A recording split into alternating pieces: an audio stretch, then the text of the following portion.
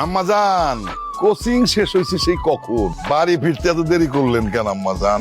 বাবা রাস্তায় আসতে একটু দেরি হয়ে গেছিল। রাস্তায় কোনো ছেলে পেলে বিরক্ত করে?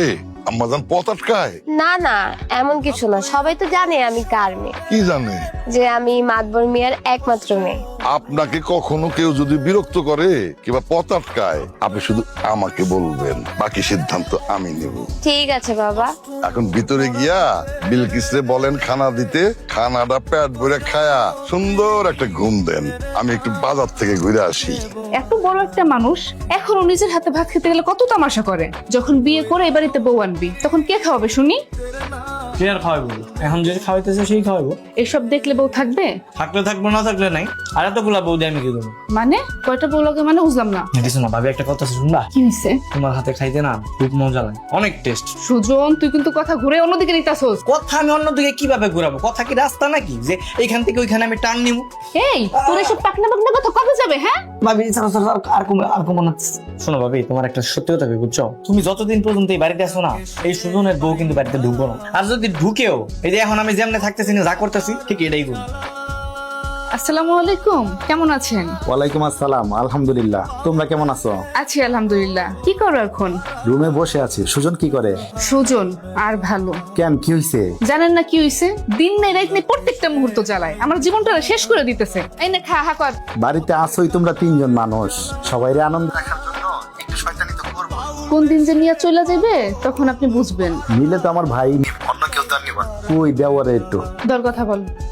ভাইয়া আসসালামু আলাইকুম, কেমন আছেন? ওয়ালাইকুম আসসালাম। ভালো। কিরে, কি বলে তোর ভাবি এসব? তুমি বুঝতেছো না, ভাবি তো 100টা কথা বলে তার মধ্যে 99 কথা মিথ্যা কথা কয়। মেয়ের কথা বিশ্বাস করতেছো? আমি জানি আমার ভাই তো শয়তানি করতেই পারে না। আমার ভাইয়ের মতো ভালো একটা ভাই অত্র গ্রামে নাই। কিরে কি? ওই যে ভাবি ভাত খাওয়াই দিতেছে আর কি। তোরা ভালো থাকলেই আমি ভালো থাকি। যাই হোক, মা কই? মা, ও মা, আপনার ছেলে কল করছে বিদেশ থেকে। মা কই তুমি? আরে দিঘা হয়েছে, ভাই কল দিছে। হ্যালো, আসসালামু আলাইকুম, কেমন আছো মা? কি ব্যাপার বুঝলাম না। মা চলে গেছে তাই বলে কি তুমি কি খাওয়ার দেওয়া বন্ধ করে দিবা? খাওয়া না? আছে রে বাবা, কোন রকম আছে না থাকার মতন। আর চাইলে কি ভালো থাকুন যায়? কেন, কি হয়েছে? কোনো সমস্যা? সমস্যা?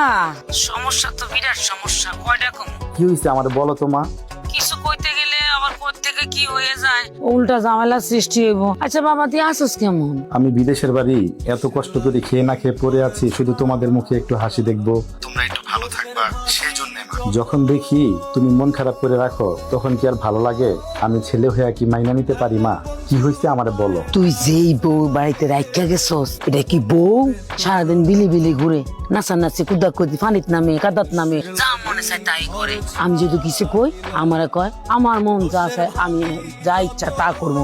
আমি কি আপনি খাই? আপনার কাছে আমার তো কথা দিয়ে চলতেই কেন? কি বলো মা? মায়া এসব বলছে তোমাকে? তুমি মায়াকে ফোনটা দাও তো। এখন তুই কিছু জিজ্ঞেস না, জিগাইলে বাপু আমি তোর কয়ে দিছি, তারপর আমার লগে আমার খারাপ আচরণ করবো। এত বড় সাহস হয় কি করে? তুমি কিছু বলো না ওরে? পরের মাইয়া, আমি কি কমু? কিছু একটা কইলে কই থেকে কোনটা কইলে উল্টা আরো রিয়াকশন করবো। আমার লেগে ঝামেলা সৃষ্টি হইব, তোর লেগেও ঝামেলা সৃষ্টি হইব। বাবা রে, কয়দিন আর বাঁচবো?